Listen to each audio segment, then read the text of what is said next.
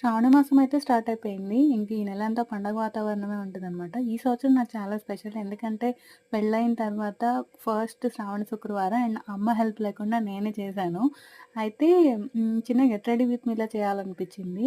ఈ శారీ వచ్చి ఇయర్స్ బ్యాక్‌ది. కానీ ఏ సందర్భంలోనూ కట్టుకోవడానికి కుదరలేదు. ఇవాళ కట్టుకోవాలని ఉందేమో. ఆ క్లాత్ వల్ల ఏమో నాన్న తంటలు పడ్డాక అలా సెట్ చేయగలిగాను. మేకప్ విషయానికొస్తే నాకు మేకప్ ఏసుకోవడం రాదులెండి.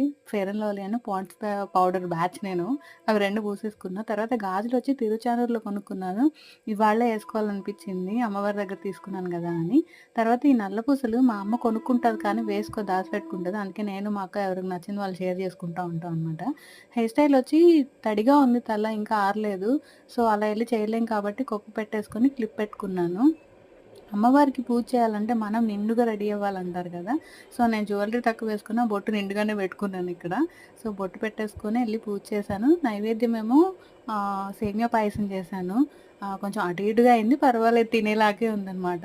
అండ్ నాకు ఈ వీక్ ప్రౌడ్‌గా అనిపించింది. ఓకే. అమ్మ హెల్ప్ లేకపోయినా నేను కొంచెం చేయగలుగుతున్నాననిపించింది.